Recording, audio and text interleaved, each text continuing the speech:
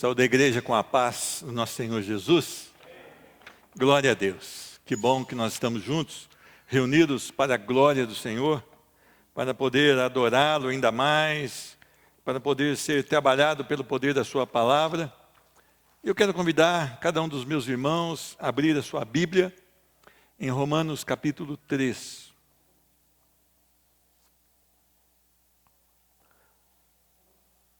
Hoje, eu não sei se vai ser uma pregação, se vai ser um testemunho, se vai ser uma pregação com testemunho, mas eu quero falar alguma coisa para essa igreja com muito amor, com muito temor ao Senhor, com muita submissão a Deus.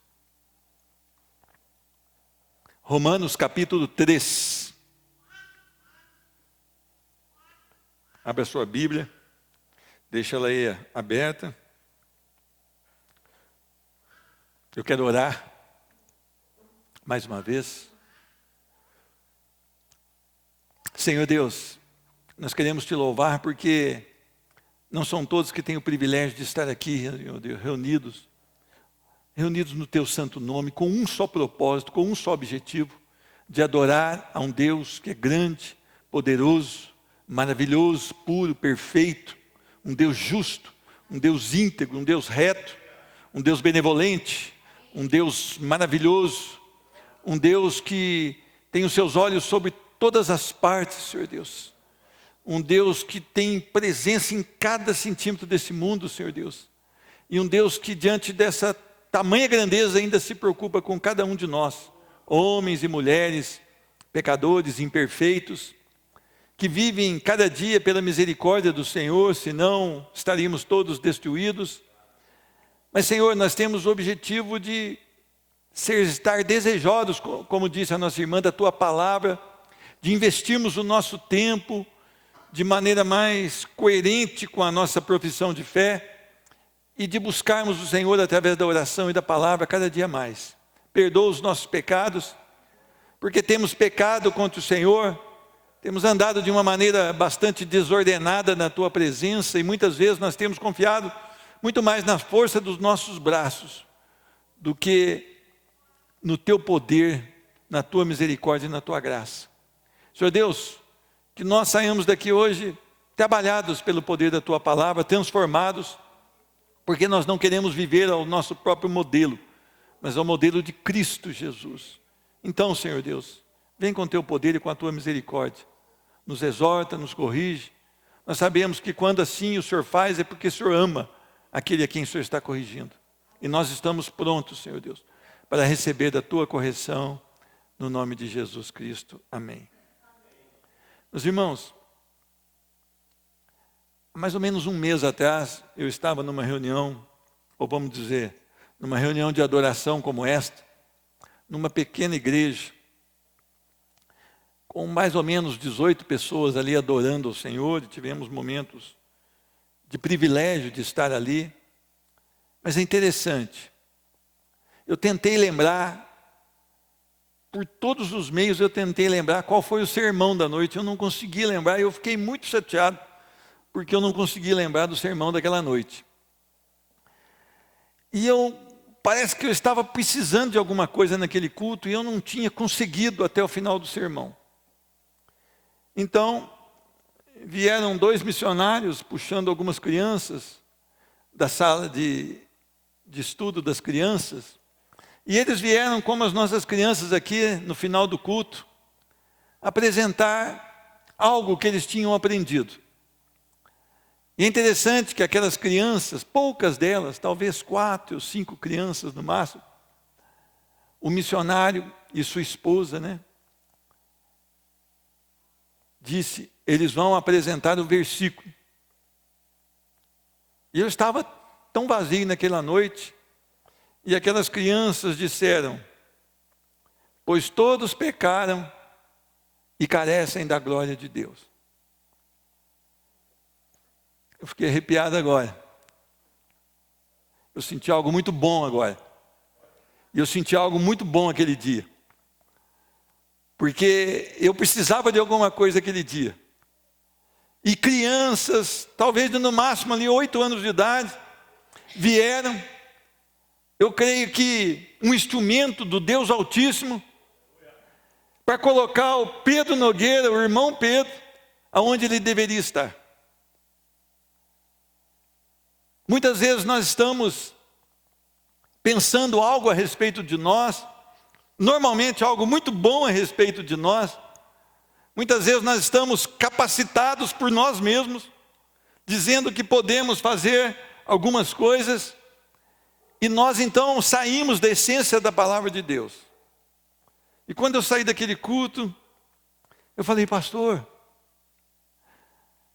como aquelas crianças mexeram no meu coração, recitando Romanos 3, 23. Pastor, eu estou vibrando, porque o Senhor me tratou. E ele falou: eu não gosto muito de versículos isolados, ainda mais esse. Eu não sei se foi isolado para ele, para mim foi tudo. Aquele versículo falou tanto comigo aquela noite. Todos pecaram e carecem da glória de Deus. Em alguma outra versão, todos pecaram e estão destituídos da glória de Deus, ou estão afastados, demitidos, depostos da glória de Deus. O que aquele versículo me falou aquele dia? E por que eu saí dali e viajei ainda de noite aproximadamente 150, 170 quilômetros, vibrando e lutando com o pastor, que aquele versículo não precisa de nada, só ele pode ministrar nos nossos corações. A primeira coisa que eu aprendo: a minha autossuficiência tem me atrapalhado em muito. Meus irmãos, nós precisamos deixar que a nossa autossuficiência caia por terra. Nós precisamos partir da autossuficiência para a total dependência de um Deus santo, poderoso, maravilhoso, que enxerga onde nós jamais podemos enxergar, que conhece daqui a 10 minutos ou daqui a 1000 anos, onde nós não podemos conhecer um segundo à frente do nosso tempo.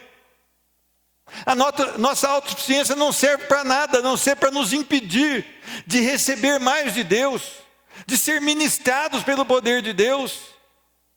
E nós temos esse defeito. Eu estou dizendo nós como congregação do Senhor, talvez você não seja como eu, mas eu tenho certeza que tem mais de um aqui, que muitas vezes se sente autossuficiente, acha que pode todas as coisas, que pode governar os fatos, que pode impedir que algo aconteça com outra pessoa, que pode dizer que está fazendo as coisas certas, mesmo quando elas estão fora da palavra de Deus, que diz que tudo vai dar certo, mesmo quando está fora da palavra de Deus. Essa autossuficiência é maligna.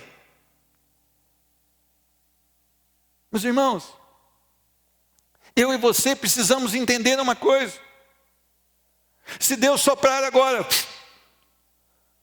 um sopro de morte, nós caímos aqui e não levantamos mais. Não há autossuficiência nas nossas vidas, não há poder em nós. Há um evangelho naqueles que foram salvos, e o evangelho é o poder de Deus, mas é o poder de Deus para quê? Para a salvação. Então, se eu tenho o evangelho, eu tenho o que anunciar a outras pessoas. Eu vivo alegre no evangelho de Cristo, eu vivo confiante no evangelho de Cristo, eu vivo cheio de esperança no evangelho de Cristo e não na minha suficiência. E eu tenho o objetivo de levar essa mensagem maravilhosa a outras pessoas, para que elas sejam salvas pelo mesmo poder no qual eu fui tirado da morte para a vida. Eu e você precisamos lutar com isso todos os dias. Muitas vezes nós pegamos o nosso veículo e dizemos assim: eu sou bom nisso, eu posso levar esse veículo até qualquer lugar que eu quiser, que eu tenho suficiência. Nós não temos essa suficiência.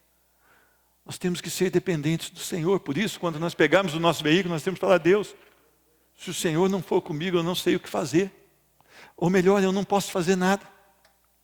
Eu não posso levantar da minha cama e fazer a minha asepsia no banheiro, porque eu sou totalmente dependente do Senhor. Meus irmãos, aquele dia aquelas crianças acabaram, no bom sentido, comigo. Elas mostraram o que eu sou, mas o que eu deveria ser. Não há suficiência em mim, ou não pode haver, mas dependência desse Deus glorioso. Esse versículo ainda continuou falando da minha vida. a minha soberba. Quando as crianças recitaram esse versículo, eu vi o quão grande ela ainda é, mesmo Deus tendo trabalhado a minha vida, mesmo eu sabendo que alguns passos importantes foram dados, mas a soberba ainda, ela é real, e ela nos assedia. E tem uma coisa que Deus odeia, a soberba. A soberba precede a ruína. E nós devemos entender que todos pecaram, quer dizer, nós temos soberba. E essa soberba precisa ser vencida na força da palavra de Deus, na força do próprio Deus. Meus irmãos, quantas vezes eu me considero melhor do que o meu irmão? Quando a Bíblia diz que eu tenho que me considerar inferior, e eu tenho que considerar o meu irmão superior a mim. Eu não sei se isso acontece com vocês, mas acontece comigo, e eu estou errado. Eu estou errado porque quando eu estou soberbo, eu estou me afastando da presença do Senhor, e eu estou dizendo que eu sou bom e os meus irmãos não são. Meus irmãos, a Bíblia ela vem para trazer a real para nós. Todos pecaram, eu e você, todos nós. Nós não temos que nos considerar melhor do que os outros. Meu irmão, você pode viver nessa terra 80, 100, 110, 130, como eu ouço falar que alguns chegaram, mas depois disso acabou. E você precisa que isso seja uma verdade na sua vida, ou você precisa entender essa verdade, que daqui uns dias eu e você não estaremos mais aqui. E de que adianta tanta soberba? De que adianta dizer que eu sou melhor do que o outro, ou eu posso tudo? Do que adianta? Do que adianta pensar que eu sou suficiente em alguma coisa, quando eu não devo, de maneira alguma, ir por esse caminho? Esse versículo me trouxe à memória que a minha natureza é uma natureza caída. Homens pecam porque nasceram moralmente corrompidos. Meus irmãos, nós não ficamos ruins porque pecamos. Porque nascemos ruins, nós pecamos. Eu converso com pessoas que dizem assim: eu acho que eu mereço de Deus isso. Eu acho que eu mereço de Deus aquilo. Eu sou um homem bom. Igual eu, nessa região, ninguém acha. Essa semana mesmo eu ouvi isso. Não. Nós somos ruins. Nós somos depravados. Nós somos imorais. Nós somos caídos. Nós temos a tendência para o pecado em todo o tempo. Se nós não nos enchermos, como ministrou a nossa irmã, se nós não buscarmos a palavra do Senhor e a vida de oração, a carne pode ter uma vitória contra o Espírito. Por isso Paulo ele diz: não dê ocasião à carne. Cuide. Por isso a palavra diz: a carne milita contra o Espírito e o Espírito milita contra a carne, correto? E nós temos que lutar isso através do quê? Da palavra de Deus, porque nós então, conhecendo que nós somos depravados, sem Cristo, nós estamos condenados, mortos em delitos e pecados, diz a palavra do Senhor, apaixonado pelas coisas que Deus abomina e odeia. Essa é a essência do homem nascido de mulher, ou seja, eu e vocês. Quando aquelas crianças recitarem esse versículo, eu pude entender qual é a minha natureza sem Cristo. Se Cristo tirar de sobre mim a graça, para onde eu vou? Eu gosto muito do texto, quero reler, não precise abrir, mas preste atenção. Eu gosto muito desse texto de Gênesis 6:5. Viu o Senhor que a maldade do homem se havia multiplicado na terra e que era continuamente mal todo o desígnio do seu coração. Então se arrependeu o Senhor de ter feito o homem na terra. Viu que tudo que o homem produzia e que ele tinha era mal. Todos os intentos, os desígnios do seu coração eram maus. Esses somos eu e você sem Cristo, sem a salvação. Então nós precisamos entender que a nossa natureza é uma natureza caída e que a nossa justiça é chamada na Bíblia de trapo de imundícia. Então, se você está tentando resolver as coisas da sua mão, você está com um problema sério, porque você precisa voltar para o Senhor e depender dEle. Você não consegue educar um filho, você não consegue nada sem que o Senhor coloque a mão. Eu não consigo nada sem que o Senhor coloque a sua mão. Por quê? A nossa justiça, ela vai privilegiar alguns e detonar com outros. Nós amamos alguém e odiamos outros. E achamos que somos o quê? Justo. Esse eu devo amar e esse eu devo odiar. Esse é o nosso senso de justiça. Por quê? Porque a nossa natureza é caída. Porque se nós deixarmos para nós decidirmos, para o nosso coração decidir, eu vou tender para onde? Para o mal. Por isso que eu não gosto da palavra livre-arbítrio, porque o meu arbítrio, ele é contaminado pelo pecado. Então ele não é livre. Ele não é livre. Eu decido, eu vou comprar roupa amarela e não vermelha. Eu vou comprar esse carro e não esse. Eu vou trabalhar nessa empresa e não esse. Mas as minhas decisões, elas são contaminadas por um coração que talvez não ame mais o pecado e nem viva nele, mas ainda tem o pecado à sua frente, assediando. Tenazmente, diz a palavra. Então eu queria que você prestasse muita atenção. Você entende que a sua natureza é caída? Você entende que você nasceu em pecado e em pecado você foi concebido? Você entende que por causa de um só homem todos pecaram? Você entende isso? Diz a palavra do Senhor. Quão rica foi a exposição daquelas crianças. Quão gloriosa foi a leitura ou o recitar daquele versículo. Como aquele versículo separado não diz nada, ele diz tudo isso e ainda diz mais uma coisa. Ele diz qual a minha real necessidade. Meus irmãos, nós vivemos no tempo do consumismo hoje. Então a pessoa fala, para ser feliz eu preciso de um bom emprego. Para ser feliz eu preciso de uma boa casa. Para ser feliz eu preciso de uma poupança, para ter ali uma retaguarda. Para ser feliz eu tenho que ter um bom plano de saúde. Para ser feliz eu vou ter que isso. Para ser feliz... Não! Você não precisa de nada disso que foi citado aqui. A sua real necessidade, a minha real necessidade é da salvação. Porque se eu conheço que eu pequei e fui destituído da graça do Senhor, quer dizer que eu sou condenado. Porque Deus me criou a sua imagem e a semelhança. E isso não mudou. Mas nós pegamos caminhos difíceis. Mesmo um homem depravado pode amar o seu filho.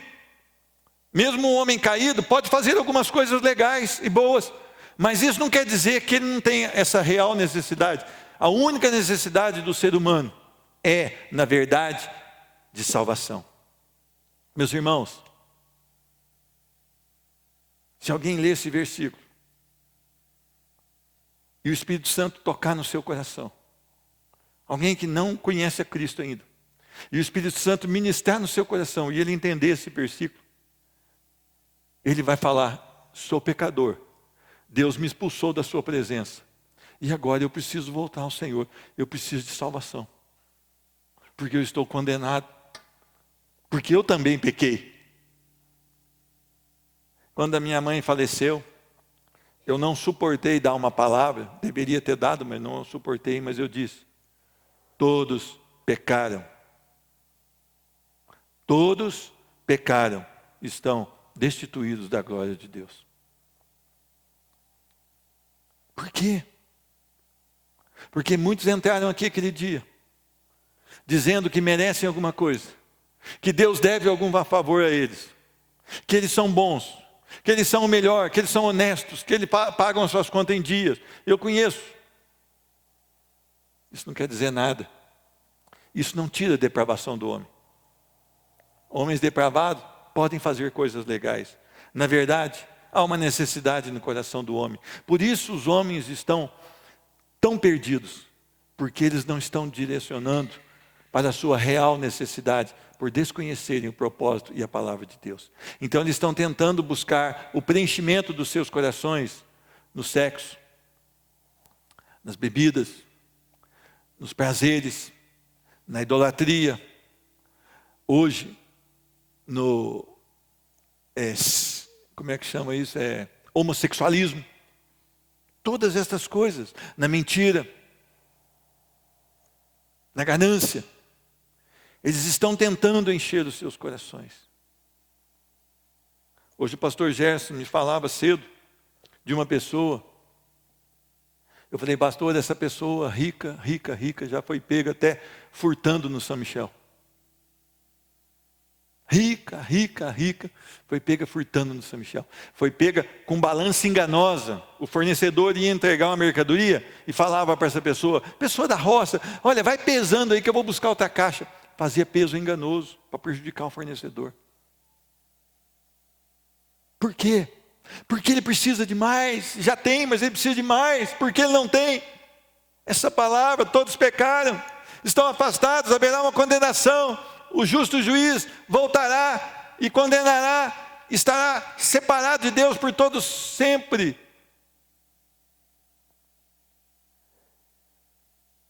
A minha real necessidade é a salvação. Mas então eu preciso de um Salvador. Porque eu pequei, vocês pecaram, e nós não podemos ser sacrifício pelos nossos próprios pecados. Nós precisamos de alguém justo, perfeito, que jamais pecou, para morrer.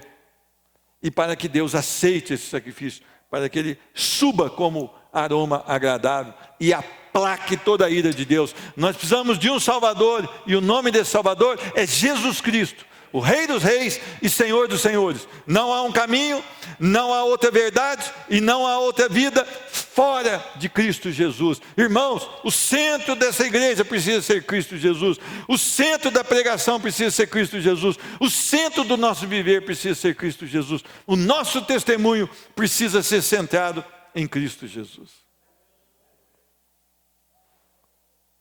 Vocês acham que foi pouco o que aquelas crianças falaram aquele dia no final do culto? Vocês acham que esse versículo é fora de contexto? Vocês acham que esse versículo separado não quer dizer nada? Aquelas crianças foram inspiradas por Deus, que inspirou os seus líderes, que as levou à frente e trouxe essa avalanche de glória dos céus. Essa rajada de glória, como tem um lugar ali que vende o sanduíche, né? Chama rajada de glória. Aquilo não é rajada de glória, mas aqui é uma rajada de glória. Ah, irmão, eu quero que Deus faça o sobrenatural no culto. Leia Romanos 3:23 dentro do culto, que vai ser o sobrenatural de Deus. Meus irmãos, a minha salvação só pode ser concretizada em Cristo Jesus, no sacrifício perfeito que Ele fez na cruz do Calvário, no sacrifício glorioso que Ele fez na cruz do Calvário. Meus irmãos, as pessoas às vezes ficam com pena de Cristo Jesus, porque levou bofetadas, foi humilhado, foi acusado injustamente, foi-lhe colocado na cabeça uma coroa de espinhos, dizem que ainda batiam naquela coroa de espinhos, teve que carregar a sua própria cruz, teve que ser condenado entre dois malfeitores para fora dos muros de Jerusalém.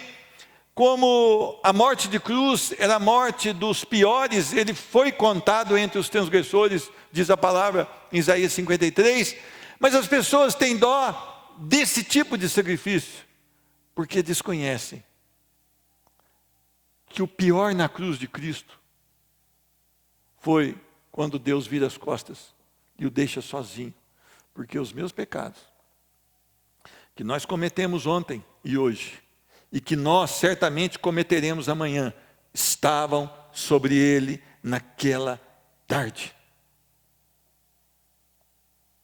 Eu não sei como é que crente gosta de pecar, sabendo que os nossos pecados, os que nós cometemos e os que iremos cometer, dos salvos e dos que serão salvos, estavam sobre Cristo Jesus.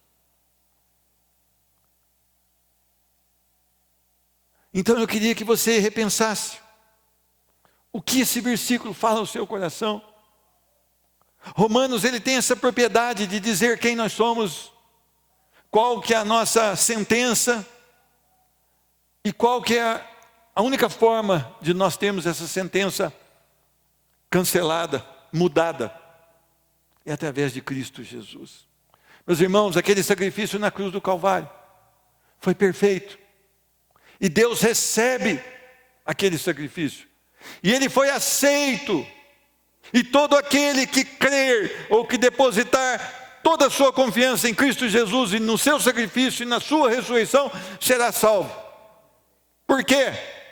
Porque o Senhor então vai olhar para aquela pessoa, pecadora como eu e você, mas estará sobre nós o sangue do Cordeiro, perfeito, imaculado, santo, que cumpriu cabalmente tudo aquilo que o Senhor tinha no seu coração. Meus irmãos, Filipenses capítulo 2, versículos 5 até 11, ele vem trazer aqui algo tão glorioso, o que Jesus fez por mim e por você. Tende em vós o mesmo sentimento que houve também em Cristo Jesus. Como deve ser a nossa vida, um exemplo de humilhação. Pois ele, subsistindo em forma de Deus, não julgou como usurpação o ser igual a Deus, antes a si mesmo se esvaziou e assumiu a forma de servo, tornando-se em semelhança de homens, e reconhecido em figura humana, a si mesmo se humilhou, tornando-se obediente até a morte, morte de cruz. Pelo que também Deus o exaltou sobremaneira e deu o nome que está acima de todo nome, para que ao nome de Jesus se dobre todo o joelho, nos céus, na terra e debaixo da terra, e toda língua confesse que Jesus Cristo é o Senhor, para a glória de Deus Pai. A Ele todo louvor, não a nós. Eu e você não somos nada. A palavra diz que nós somos vasos de barro, ou seja, sem valor, mas usados por um Deus tremendo. Isso que torna o vaso glorioso, é Deus nele e não nós. Então eu queria que você buscasse a Cristo Jesus. Talvez você esteja aqui dentro hoje. Eu não sei da sua vida, mas talvez você esteja dentro de uma igreja evangélica há tanto tempo e você não tem convicção da sua salvação em Cristo Jesus. Você não entende sequer o que é uma justificação em Cristo Jesus. Você ainda não entendeu a salvação em Cristo Jesus. Eu quero te explicar sobre isso. Posso explicar até hoje, depois do culto. Posso ficar aqui com você um tempão te explicando isso. A gente pode buscar textos que falam sobre isso. Mas fique sabendo que você pecou, eu pequei. A não ser por meio de Cristo Jesus, nós estaremos condenados. E continuaremos mortos nos nossos delitos e pecados. Então Deus te chama hoje. Te chama a você orar. A palavra de Deus em Romanos capítulo 10, não precisa abrir, preste atenção. Se com a tua boca confessares Jesus como Senhor, e em teu coração creres que Deus os ressuscitou dentre os mortos, será salvo. Porque com o coração se crê para a justiça, e com a boca se confessa a respeito da salvação. Eu e você temos um grande problema. O pecado. Eu e você temos hoje uma grande oportunidade. Diz a palavra que é uma porta estreita, e que nós precisamos passar pela porta. E aqueles que passam pela porta, ainda não está tudo fácil, mas eles têm ainda um caminho apertado para percorrer, que é o caminho que testifica aquele que realmente entrou pela porta, Cristo Jesus. Você será perseguido, você será debochado, você será confrontado, mas seja debochado, perseguido e confrontado por amar a Cristo, diz a palavra lá em Pedro, na carta de Pedro. Não por ser um roubador, não por ser um pecador, mas por ser apaixonado, por ter uma vida aos pés de Cristo Jesus. Então, sofra por isso, e não por adjetivos que te levam para distante de Deus, ou seja, por pecados. Eu queria que você pensasse muito. Não há outro caminho, Cristo. Não há outra verdade, Cristo. E não há outra vida, é Cristo. Somente em Cristo você pode encontrar o que está vazio no seu coração. E em Cristo, seu coração pode ser totalmente preenchido. Eu quis trazer esse testemunho para vocês, porque no dia que eu ouvi esse testemunho, haviam poucas pessoas, como hoje. Dia de sexta-feira, eu não sei, parece que tem um paradigma que não pode frequentar culto dia de sexta. Parece que tem alguns até que a religião deles não permite que venha culto dia de sexta. Mas eu queria que você recebesse dessa palavra. Eu queria que você entendesse que a palavra do Senhor, quando ela é lida, coisas gloriosas acontecem. E nós estamos procurando coisas que homem produz aí falsamente e que diz que vai deixar você satisfeito. Não, é a palavra. A palavra é Cristo Jesus. Amém? Que Deus nos abençoe. Eu queria orar pela sua vida, eu queria que você se colocasse de pé, em reverência à palavra do Senhor. Nós estaremos encerrando esse culto. Depois alguns irmãos que quiserem permanecer conosco em oração, nós sempre ficamos aqui entre 15, 20, 30 minutos orando ao Senhor. Você que tiver essa disponibilidade, você é nosso convidado. Vamos orar? Senhor Deus, muito obrigado porque mais uma vez a Tua misericórdia foi liberada sobre as nossas vidas. Nós entendemos que a Tua palavra ela nos completa, que a Tua palavra é real. Nada, Senhor Deus, é tão valioso quanto a Tua palavra. Que os nossos corações se dobrem perante ela, que os nossos corações tenham sede dela, Senhor Deus, e que a nossa vida passe, Senhor Deus, a ser alimentada pela Tua palavra, Senhor Deus. Que nós possamos deixar as coisas deste mundo, Senhor Deus, as coisas que têm nos ludibriado, Senhor Deus, têm nos trazido encanto aos corações, mas que nos levam para distante de Ti. No nome de Jesus Cristo, faz um milagre que só o Senhor pode fazer. Senhor Deus, nós precisamos do Senhor. Nada pode satisfazer os nossos corações, a não ser o Deus poderoso. Então venha sobre esse coração que talvez entrou aqui essa noite, desesperançoso com a vida, abatido, sem a certeza da salvação. O Teu Espírito Santo pode agora confortar esse coração e confrontar esse coração e trazer a ele, Senhor Deus, que ele necessita da salvação em Cristo Jesus. Senhor Deus, faz uma obra aqui extraordinária, Senhor Deus. Aqueles que já Te conhecem, que eles possam ser abastecidos pelo poder dos céus e possam ser desejosos de avançar com o Evangelho da graça. Senhor Deus, nós retornaremos daqui a pouco para os nossos lares, que nós sejamos íntegros no nosso testemunho, que o nosso testemunho leve outras pessoas a amarem Cristo Jesus, a desejarem conhecer o Cristo que nos salvou. Faz um milagre em nós e através de nós, em nome de Jesus. Amém. Deus te abençoe, a paz gloriosa do nosso Senhor Jesus.